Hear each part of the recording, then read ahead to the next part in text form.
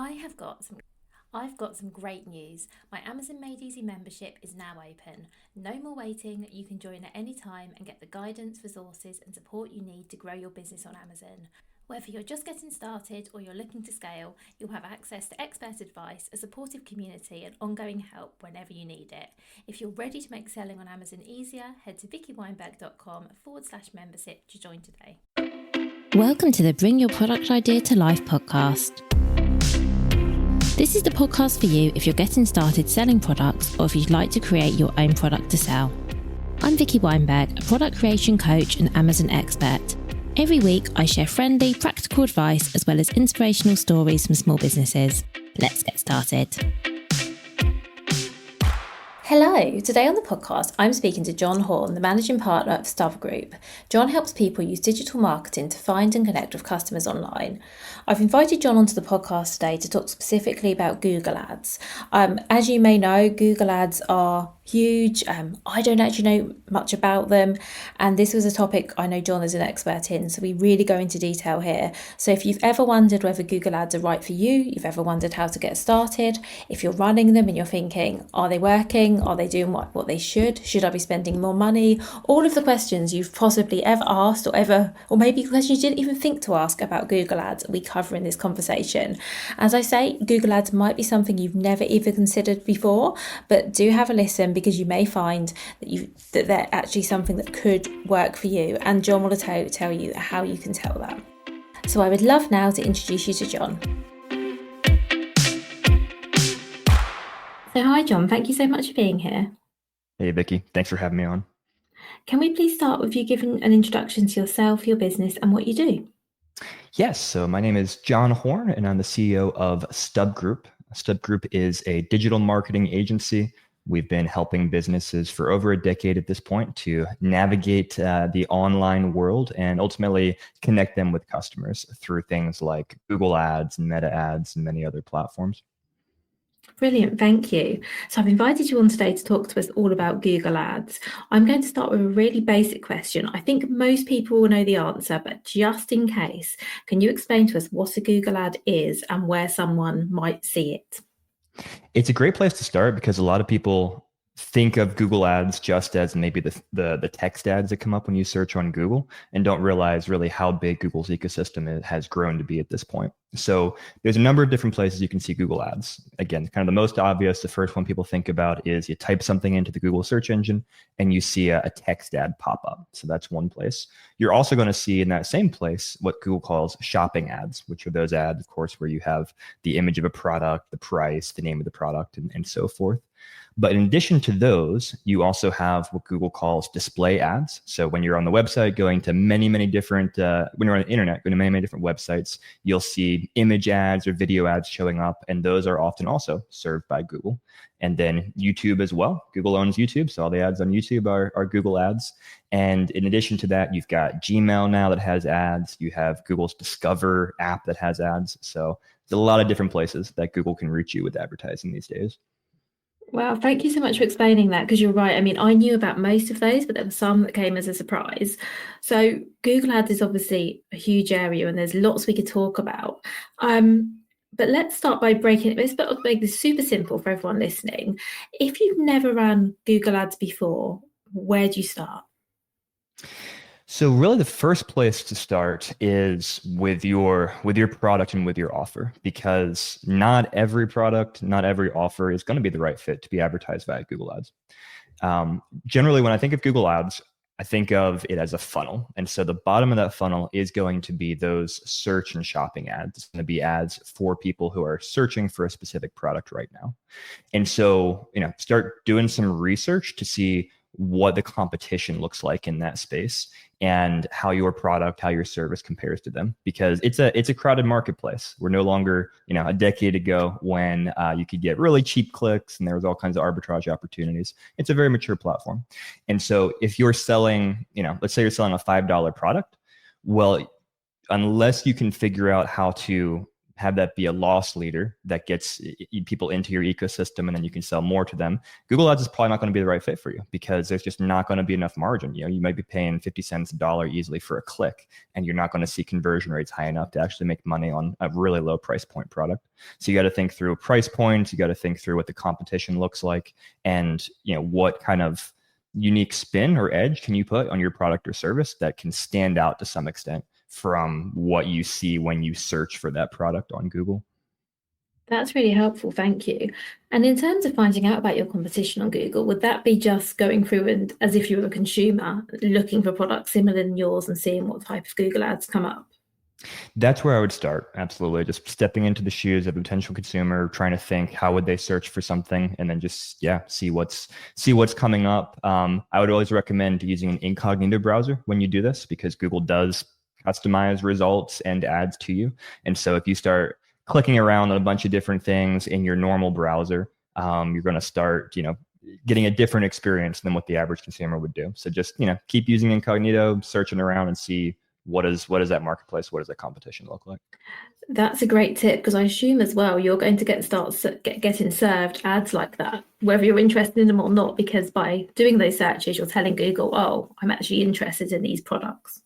Exactly. Or vice versa. Google might be like, wait, you're doing a ton of searches and you're never clicking on ads. So I'm going to show you less ads because you're not interested. Whereas you're like, no, I don't want to click on them. I just want to, I want to see what's coming up. Thank you. And how about budget? So how should small businesses think about setting a budget, and how do we have an idea of what it might cost us per click before we even get going? Because it might turn out, as you say, that it's actually so expensive that Google ads aren't the right channel for us. But is there a way of telling that before we even start? So I'll answer this. It's a very important question. I'll answer it in a couple different ways. There is a tool that you can use that Google offers. It's a free tool. It's called Keyword Planner, and you can access it through any Google Ads account. And Google will give you a bunch of different estimates about how many people are searching for different keywords and what Google estimates the cost per click might be for those keywords. Now, I always take this data with a very big grain of salt, because it's so kind of averaged out and extrapolated that what you're actually going to see when you run campaigns is probably going to be fairly different than what they estimate. But it can be helpful from a direction perspective to say, okay, so this is more expensive than that, things like that. So that's one tool you can play around with. When I think about setting budget, I'm really thinking about how much budget do I need in order to collect enough data to know whether or not this is going to work. And ultimately, that's really, like you mentioned, a measure of average cost per click. So let's say I have a $2,000 monthly budget. If the cost per click is $1, I can get 2,000 clicks of that. If it's 50 cents, I can get 4,000 clicks out of that. And so the specific budget you can start with will depend upon what industry you're in. If you're in an industry with lower cost per clicks, then you can generate data more quickly, and you can see what is your conversion rate more quickly, what's that cost per acquisition, ROAS, things like that more quickly. But for most businesses, the kind of rule of thumb that I recommend is be prepared to invest at least $2,000 per month into advertising when you get started. And the reason I say that is because for a lot of businesses, that's going to be enough money to generate enough clicks and volume for you to start having a sense of, hey, is this working or not? Or are there parts of this? Are there categories or keyword or campaigns or things that are working that we can double down on, and then stop doing the stuff over here that's not working? Okay, thank you.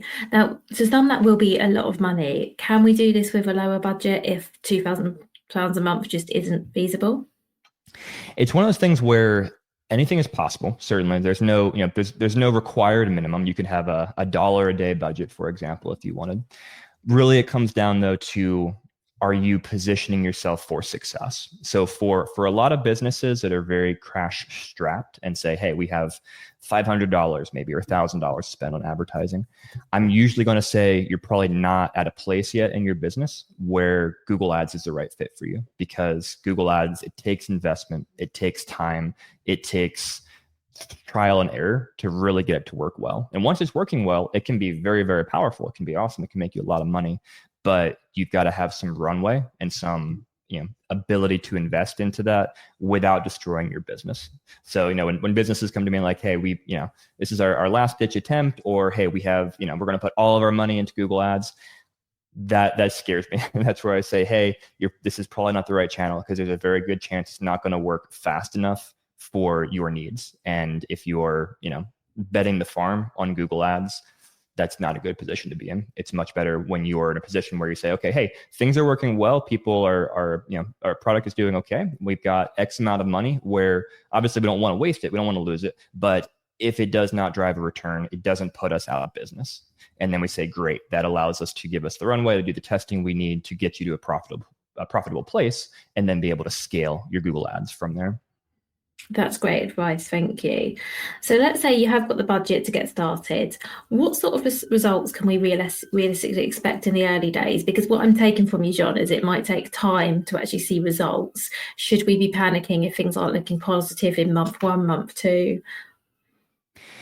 So Google Ads is one of these interesting things where you can see immediate results, but you also have to give it time. And when I say immediate results, I'll often compare it to something like SEO, search engine optimization, where you might put a bunch of work into trying to rank organically for keywords, and could take months for you to find out, am I there? Am I moving up? Things like that. Whereas with Google Ads, you're going to know immediately whether or not people are clicking your ad. And so you do get some instant feedback, and you can see what the search terms are they're searching for, if they look relevant, things like that. But then the flip side, why I say it does take time, is because you then have to take action upon that data. Very rarely are you going to have the perfect setup when you start that's going to be amazingly profitable for you. And that's because every business, every industry is different. And so when you work even with someone like StubGroup, where, hey, we can bring the best practices, we can bring what we know is most likely to work for you to bear, but then we still have to see what's unique about you, what's unique about how people are interacting with your website, what's converting, what's not converting, and then make changes, make optimizations to your strategy based upon that. And so what I'll say to most clients when they come on board is, we're going to start seeing, very, very quickly what is happening, what traffic's coming through, et cetera. But generally speaking, we want to be prepared to invest at least 3 months worth of time into, again, optimizing on that, seeing what's working, what's not working, and building the trajectory of going to where we need to be, highly profitable campaigns, in other words. And would you, over those 3 months, be making changes to your campaigns, or would you be holding tight and seeing what happened? How soon can you start tweaking things? Because I think there's definitely a tendency with ads. I see this with business owners where they set up ads, they don't deliver in a couple of days, and they immediately panic and either want to shut them off or want to start changing things. What's a good amount of time to let it run before you start playing about and tweaking it? Yeah, that's a very important question. So like you said, it's very, very natural. Human nature is, I turned ads on, I should start getting orders today. I'm not. There must be something wrong with the ads. And so really, the optimization process comes down to understanding what metrics and what data points to look at. So for example, from day one, as soon as we turn on ads, we can start seeing what the search terms are that people are typing into Google in order to trigger our ads. And almost always, we're going to see things in there where we realize, that's not relevant. Google's system is matching that to our ads, but that's not actually people who are searching for a product. And so from day one, you can start doing things we call adding negative keywords, where you can basically tell Google, I don't want to show my ad for someone who searches for this thing or that thing. And so things like that, again, from day one, you can start making optimizations to improve the quality of the traffic coming to your site. But then there are other things like looking at conversion rates, where you do need to build up more data. So if you're like, hey, I've got 20 clicks to my landing page, I don't know yet what the conversion rate is going to be, what the percentage of people who are clicking to the site and then converting, placing an order on the site is going to be. I need to see ideally 100, couple hundred clicks to start getting a statistically significant idea of, okay, 5% or 3% or nobody is converting. And then I need to look into, okay, why is that? Is it a problem with the quality of the traffic? Is it a problem with the website, how people are navigating it? Is there a mismatch between the messaging and the ads and what's on the website? Things like that. And then, digging in and optimizing from there. That makes sense. So you definitely need to leave some time and hold your nerve a little bit before starting to panic and change too much or give up on it entirely. Exactly. Yes. There's just, this combination of there's some changes you can make relatively quickly, but then there's other bigger things where you need to say, I've got to let the system work. I've got to let it collect enough data, optimize in to then really know whether or not this is working or not. And if you pull the trigger too quickly, you just never give yourself the ability to reach that point of success. And you're always kind of restarting that process and, spending all your time in that messy beginning rather than getting to the more profitable middle. And I suppose that is where you're potentially losing money as well, if you're consistently going through that cycle of starting and stopping, because presumably you're not getting enough data to actually be useful. Exactly. Yes. Those early days, the money you're spending, generally speaking, is not going to be very efficiently spent because you're trying to figure out what's working. And there's going to be waste in just areas where, hey, you think this is going to work, but you realize it's not working. And so if you're constantly, like you said, restarting that cycle, then you're constantly spending your money as inefficiently as possible and never allowing yourself to get to a more efficient place. Okay, thank you. And what about the ad itself? Are there any must-haves when it comes to the copy, the images? Is there anything that you can tell us about what works, what doesn't work? There are definitely some best practices. As with most things, there's wide variety. You can have very, very different types of ads that can all work. But some of the best practices, let's talk really right now about, let's say, the text ads and the shopping ads that come up when you search on Google, is you want those ads, you want the messaging in the ads to be relevant to what people are searching for. So if I'm searching for a red umbrella, then ideally the ad's going to say the words red umbrella, and the picture of the product is going to be a red umbrella. So, obvious things like just making sure that the ad is as relevant to what people are searching for as possible. And then thinking through why do people purchase from you? And this comes down to understanding your customers. So are you, is it price? Are you the cheap option? Is it quality? Is it you've got some unique feature or you meet some unique need? And trying to identify those things and really emphasize those things in the ad itself in order to make it more likely, A, that people are going to click your ad as opposed to competitors, and then make sure they have the right mindset. You've already primed them for then the messaging you're going to display when they reach the landing page. And sometimes too, you can use the ad copy to try to discourage the people that you don't want to click. So, very often you might have a product you're selling that's a more expensive, higher price point. And there are people that you don't want clicking your ad because they're looking for the cheapest. They're not looking for quality. And you're never going to prevent all of them from clicking your ads because people often don't read ads before they click. But you can do things like, emphasizing whatever luxury or, minimum order amount or just things like that in your ad to try to say, hey, this is not the right product for you. Maybe don't click my ad. And the reason you don't want them to click your ad is because you pay Google when they click your ad. So the more people you can discourage from clicking your ad who aren't actually going to purchase the product, the more money you can make. Or I should say the less money you lose is maybe the better way to put it. That's really helpful. Thank you. How about placement? Because obviously you mentioned at the beginning all the places that Google ads are shown. Do we have, when we're setting these ads up, do we have any say over where our ads are shown? Does Google decide that? How does that actually work, John? There are a variety of controls or lacks of control depending upon what campaign types you use. So campaign type, think of a campaign as kind of it's a grouping of telling Google what I'm targeting and then what ads I'm showing to those people. And that's a simple version, but we'll kind of go with that. And so there are some campaign types where you have a lot of control over where the ads are serving. So for example, you could run a search campaign and that's just going to show up when people do searches. Or you could run a campaign like what they call a performance max campaign, which gives Google a lot more permission to decide where the ads show up. So if you run a performance max campaign, your ads are eligible to show up on search and shopping and Google's display network and YouTube and Gmail and so forth. And so one of the many things that goes into managing Google Ads is understanding what is the right type of campaign to use for different situations, how to combine them in the way that's most effective.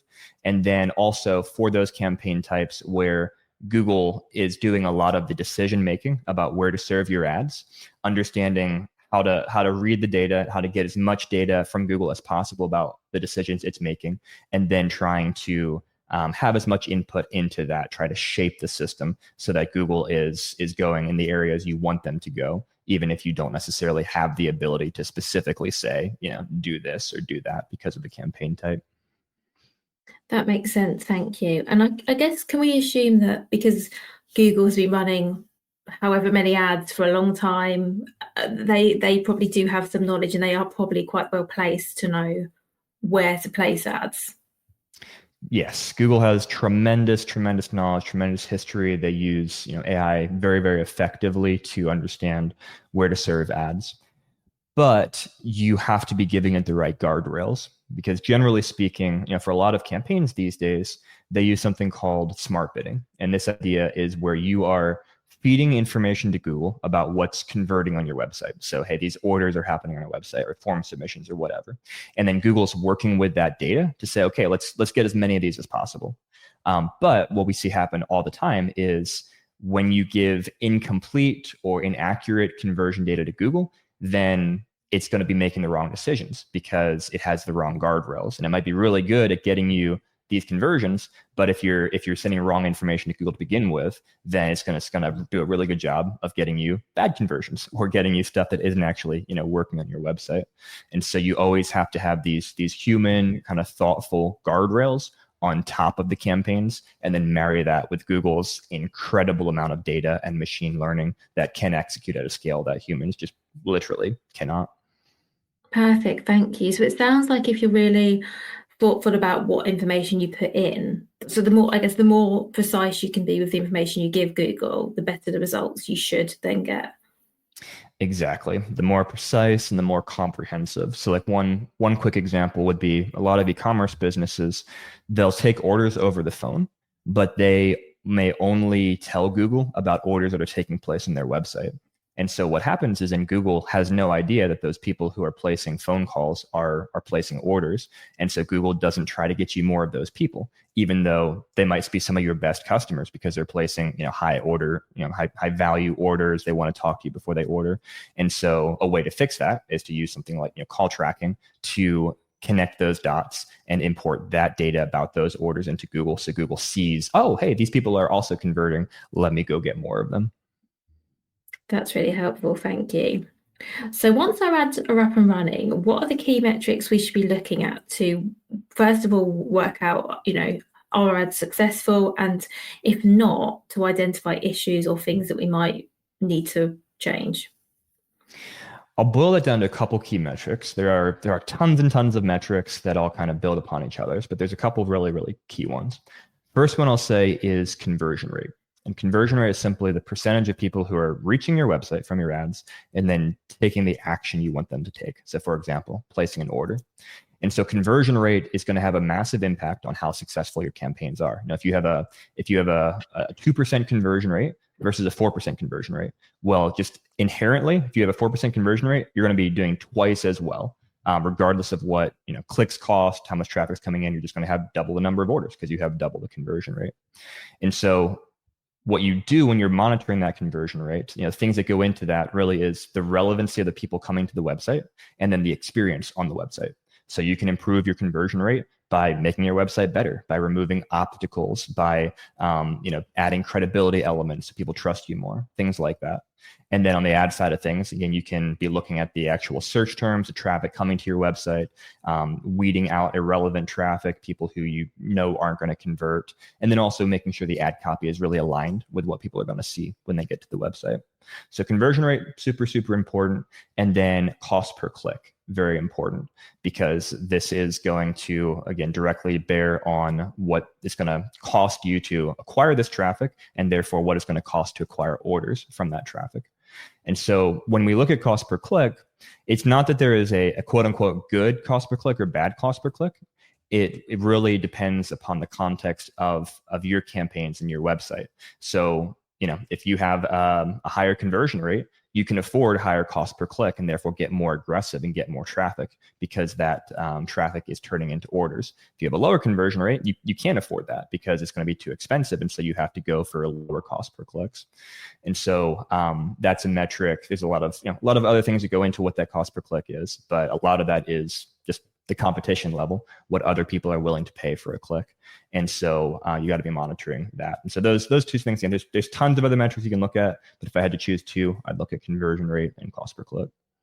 That's really helpful, thank you. And I found it really interesting what you were saying about looking at your conversion rate and identifying if there's anything you can change on your website, because I think that's something that possibly people might miss. You could be very focused on your ads, but it actually could be your website that's stopping you converting at a higher rate. So that was a really good point. Thank you for that. Yeah, I'm glad you highlighted that, because we do see that all the time where businesses will hyper focus on the ad side of things. And the ad side of things is important, obviously, but it's truly just the tip of the iceberg. It's what gets people into your website. But 99% of the time that they're going to spend deciding whether or not to purchase from you is after they've clicked the ad and they're on your website. And so you've got to spend a lot of your time thinking through what that experience looks like and making it as possible, or as seamless as possible. Thank you. And that actually leads me on to, so that sounds like something that people potentially miss. Are there any other common mistakes that you see when it comes to Google Ads, things that you'd like people to be aware of? There are a lot of different ways we can go. One that comes to mind is trusting Google's best practices too much. And what I mean by that is Google has lots and lots of best practices, things they want you to do. And if you're running campaigns yourself, you're kind of doing DIY, there's a lot of things they're going to push you into. Be like, oh, you're automatically opted into this thing over here, this thing over here. Hey, you should do this. You should let us do this, etc. And for some businesses, at times, those are best practices. Those are good things. But the reality is there's so much diversity between different businesses, different industries, that there's no way for one set of best practices to be best for all. And so you really want someone who understands the nuances of things to be able to say, okay, for your business, no, we shouldn't let Google do this thing. We shouldn't let Google make up ad copy. Or for this one, hey, yeah, no, this makes sense. Let's keep this turned on. Let's turn that off. So that's a big thing. I think the second big thing I would say is not understanding the difference between what Google calls keywords and search terms. So when you run campaigns, specifically search campaigns on Google, you get to enter keywords into Google. So again, we're selling umbrellas. You might say, hey, buy umbrellas in bulk, get a red umbrella, things like that. You might enter those as keywords into Google. And then you think, okay, well, the people who search for those things are going to see my ads, right? Well, the way that Google works these days is that Google takes a lot of flexibility in what actual searches they match to those keywords. And so you might think people are searching buy a red umbrella, and actually the traffic's coming from, 100 different search terms, some of which may not have the words red or umbrella anywhere in there. But Google says, oh, we think someone looking for, maroon rain cover is relevant to red umbrella. And sometimes Google's super right. Like, people use many different words to search for things, and that's fine and great. But often Google's wrong, and you end up spending, wasting money. And so that's why you need to really regularly be looking at your search terms report, where Google tells you what people are actually searching for, and seeing those words to add as negative keywords to prevent waste, or sometimes getting new keyword ideas. Be like, oh yeah, people do use that word. Great. Let me throw that in and see if I can get more traffic like that. Thank you. I mean, I'm definitely getting the sense that this is something you really need to be on top of. So you need to be, really monitoring your campaigns, optimizing them. It's not something to just set and forget. How often should business owners be reviewing their campaigns? Let's assume they're doing it themselves. How often should they actually be looking at them? So to some extent, it's going to depend upon how much you're spending. Because obviously, if you're spending, if you're spending $10,000 a day, you should probably be looking at things every day. If you have, a $500 monthly budget, well, it's going to take time to collect enough clicks to really see what's going on, what's not going on. And so, what I would say is, like, glancing at things on a daily basis is ideal to look for problems, because there's always things that can happen. An ad could be disapproved by Google, or some weird thing could happen and you see a spike of clicks and you got to figure out why. So just kind of keeping an eye on things on a very regular basis so that there's no anomalies or weird things going on is important. And then when it comes to actually really making decisions and making changes, again, it really comes back to how much you're spending. So the more you're spending, the faster you're collecting data and the faster you can make decisions. And so ideally, you're looking at, hey, if I have a couple hundred clicks, then I can make some decisions about what the conversion rate is and if I should make a change or things like that. Perfect, thank you. So let's say we're reviewing our ads and they're going really well. What are some of the signs that we can scale up our ads a bit? So whether that's maybe investing more money into them. So how do we know that we're ready to do that? And when we feel like, okay, we can do that, how do we do it in a way that's sustainable? Because I'm assuming that you don't just double your budget one day and hope for the best. Exactly. Yeah. So there's a couple different routes you can go here. So the first, I always like to start with what I call the lowest hanging fruit. And usually, if you're running search and shopping campaigns or performance max campaigns as well, Google is going to give you a couple different metrics. They're going to tell you how much impression share, or basically how many times your ad could be appearing and it's not appearing, that you're losing because your budget is limited, and how much of that you're losing because of low ad rank. So on the budget side of things, we'll start there.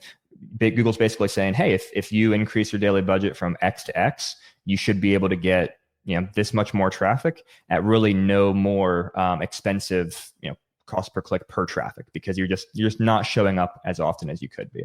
And so that's the first place we usually start is, okay, well, there's more market available for what's already working. Let's just gradually increase our budget to capture that existing market. And then on the ad rank side of things, ad rank is a combination of how much you're willing to bid for traffic and the quality of your ads, the quality of your landing pages, things like that. And so there, the biggest thing that you can generally control is going to be the bidding.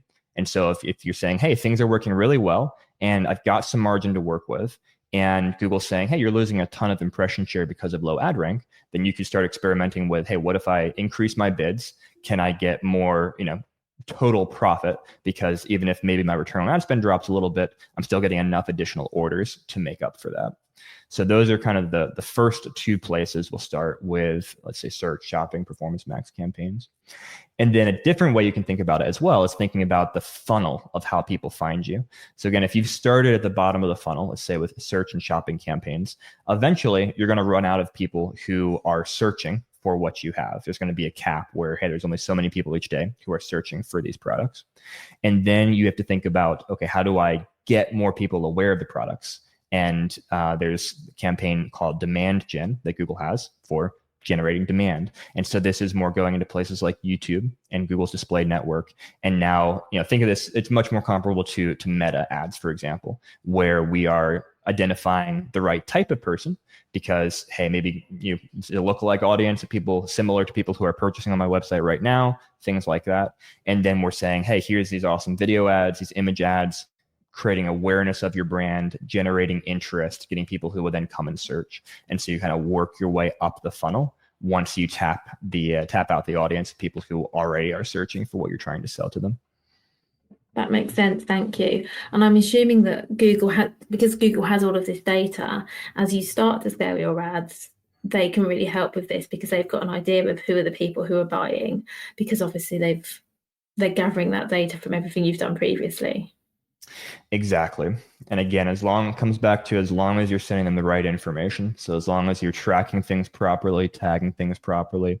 And then additionally, you can also actually upload customer data into Google. So if you have a list of, here's 1,000 people who purchased from me last year, you could upload that list of email addresses and phone numbers, and Google can match that to people who use those same email addresses and phone numbers in Google profiles, like they have a Gmail account or a YouTube account or things like that. And then specifically in those demand gen campaigns, you can have Google create a lookalike audience, people who are similar to those customers, and then target those people and build out from there. And I presume you can also target people who've purchased from you before but haven't bought for a while. Is there all of that functionality as well? Absolutely. Yep. So you can remarket to people. You can create a list of people, like you said, who haven't purchased, let's say, in the last 6 months, and they're kind of due to purchase again. Great. Let me serve ads to these people. As well as you can do remarketing ads to people who haven't yet purchased. So people who reach your website and maybe, hey, it takes a couple days for people to make a decision about purchasing my product. Well, I'm going to follow them around the internet. We've all seen those ads. You go to a website and you start seeing ads for that product. But there's a reason for it. It works. It keeps brands front of mind. It's not particularly expensive because you're going after a very specific audience. It's just people who've already reached your website. It's not everybody on the internet. And it's an effective way of getting them back to your website and ultimately placing that purchase. Thank you. It feels like there is a lot that you can do on Google Ads, certainly a lot more than when I was first looking at them, I want to say about 10 years ago. So how has Google Ads changed recently? And is there anything that we need to be particularly aware of that in 2025, either things that have changed or things that are due to change? Definitely the biggest change in this last year or so is how AI, so specifically large language models, is impacting how people search and how search results are displayed to them. So the obvious way this has changed on the Google side of things is now lots of times when you go and search for something, you're going to see an AI overview come up at the top where Google's trying to answer your question through AI. And so this is starting to change kind of how people search, how people think about things, and how they find information online. And so in the SEO world, so the kind of the free, the organic side of things, people are spending a lot of time figuring out how do I get to be sourced by those AI overviews. On the paid side of things, it's a little bit different in that generally speaking, those searches that have kind of purchase intent, the types of things where you want to serve ads on, those are a little bit less likely for Google to be displaying AI overviews. It still happens, certainly, but Google's still very incentivized to show ads, to make money, to get people to click through to your website. And so a lot of things that we're thinking through, monitoring right now is going to be how is Google going to fully integrate advertising into this AI overview reality? How are they going to mesh? What is that search experience just going to look like a year from now as Google makes changes? And then also from a bigger picture perspective too, how many people are going to stop using Google as frequently and use things like ChatGPT or Grok or Perplexity, et cetera, to actually do their searches and get their information? And as an agency helping our clients be where customers are, thinking through how do we make sure that we leverage these tools, especially as they start to, add advertising and kind of user inputs to make sure that when someone goes to ChatGPT and searches for a red umbrella, they're going to be able to find ours to buy. Thank you. That was really interesting. And I hadn't actually thought about the role of AI at all. But I mean, it's here. As you say, I've noticed recently the AI summaries. Hadn't thought about the impact on shopping. So do you have any predictions of what that might look like? I mean, obviously we can't tell at the moment, but what are your thoughts? I think we're definitely going to see a significant percentage of people start to use tools like ChatGPT to actually discover products to purchase. I think there's going to be a generational aspect to it to a certain amount. Younger generations who A, are just more tech prone, and then B, don't have the habits built up of the older generations of going to Google first, are going to adopt these things more frequently. And so I think the younger generations are going to be faster at saying, yeah, I bought X, Y, and Z from a ChatGPT search. Just like right now, a lot of the younger generation is using TikTok as a search engine, which older generations that definitely do not do to the same extent.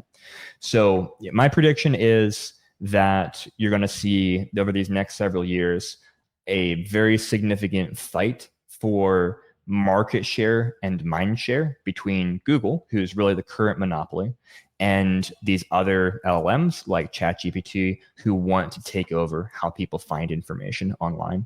And I don't know who will win, but it will be a very interesting fight to watch, and very important to be on top of it because it has direct impact on business owners, because again, it impacts how people find our products to purchase. Yeah, that's really interesting. As you were talking, I was thinking, yeah, that's really interesting, and it will be interesting to see how this all pans out. Definitely not something I've thought about, so I will be giving that some more thought. Yeah, it's a brave new world, as I like to say, that we're in, but it's changing so frequently. The speed with which AI is iterating is just kind of wild right now. Oh, definitely. And I mean, and more people are starting to use it as well. Absolutely. So are there any myths or misconceptions you've heard about Google Ads over the year that you'd like to, use this as your opportunity to just, break them wide open? Let's see. First one that comes to mind is just Google Ads is easy. It's not easy. It's sad because we'll often see people go through these, drop shipping courses or e-commerce guru courses where they're like, oh, this is super easy, follow these 5 steps and you'll just start printing money from Google Ads. And that's just not how it works, generally speaking. There's always, some exception out of the blue that you can grab, but generally speaking, it is hard. It's a very mature platform. It takes a lot of work, a lot of thought, a lot of investment to make work. And so, yeah, if someone tells you Google Ads is easy, that's a big red flag. Other myths that come to mind, I think it's not a myth, but I do just kind of want to go back to this idea of putting so much focus on the ad side of things and not thinking through the product, the offer, the website side of things. Because at the end of the day, it doesn't matter how good an ad is. If your product is overpriced, or it doesn't look good, or there's no, people don't trust your website because it's a janky website, things like that, I can't fix that with an amazing ad. No amount of work that we do, no amount of getting in front of the right people is going to actually make up for a bad offer or bad product. And so while the advertising is super important, even more important is what the actual offer and product is. So you've got to spend a lot of time focused on that, thinking through that, and also thinking through how can you continually just be improving that and improving things like your average order value. So if you can get people to purchase more from you, then you can get more aggressive on the advertising side of things to get more people to make those purchases because you have more margin to work with. And so it's always a cycle of you got to build upon it, optimize it. And like you said earlier, it's very much not a set it and forget it type of advertising channel. Thank you so much for all of those. And thank you for everything we've shared. And I have to say, and I mean this as a compliment, you haven't left me with the impression that Google Ads are easy. And I mean that as a compliment, because I think if anyone is going to, go down the route of Google Ads, it's good to have a full picture. It's good to know exactly what's required. Because as you said right at the beginning, someone may listen to this and go, do you know what? I'm not ready, or this isn't right for me. And that's good. That's good knowledge to have.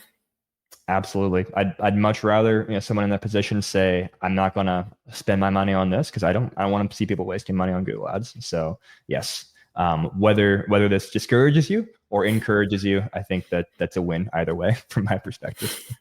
Absolutely. And one final question, John, before we finish, if that's okay. So if you could give one piece of advice to a product business owner about trying Google Ads for the first time, and let's assume this is someone who's listened to this and gone, yes, this is for me, got the money, happy to invest, what would that advice be? One piece of advice. I'm biased in saying this because I run an agency, but I do truly believe that for most businesses, they're going to see more success if they partner with someone, could be a freelancer, could be an agency that already has experience in the space. And I usually, create the analogy of, let's say, a plumber, for example. Like I can go fix my pipes in theory. I can go learn about it on YouTube and whatnot, but there's a very good chance I'm going to break something and flood my house and end up spending way more money repairing that than if I would just hire a plumber to help me out from day one. And so yeah, that's my number one piece of advice. Again, biased since I run an agency, but I truly believe that it's important for most businesses to have someone along for the ride that already has been through this and has the experience and knows how to shortcut a lot of those early learnings. Thank you. And I'm absolutely with you on that, because as a small business owner, you have so much to do and learn already. I can tell from this conversation, Google Ads is a huge learning curve. And it would take a lot of time and a lot of energy and resources to get yourself up to speed to the level of an expert. So I think if you have the budget to pay someone who already has that expertise to do it for you, why wouldn't you? Because actually I think doing it yourself can sometimes be a bit of a false economy. It might seem like the best way to approach something, but in my experience, you often come unstuck doing that. Absolutely. Well, thank you so much again, John, for everything you shared. Yeah, I enjoyed the conversation. Great questions. And yeah, thanks so much for having me on. Oh, you're so welcome. Thank you. Thank you so much for listening right to the end of this episode. Do remember that you can get the full back catalogue and lots of free resources on my website, vickyweinberg.com. Please do remember to rate and review this episode if you've enjoyed it, and also share it with a friend who you think might find it useful. Thank you again, and see you next week.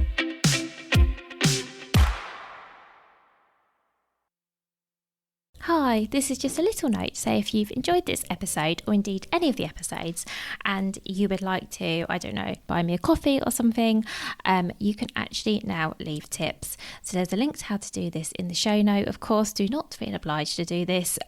This is a free podcast. This will always be a free podcast. But as I say, if you want to buy me a coffee, you can do that via the link in the show notes.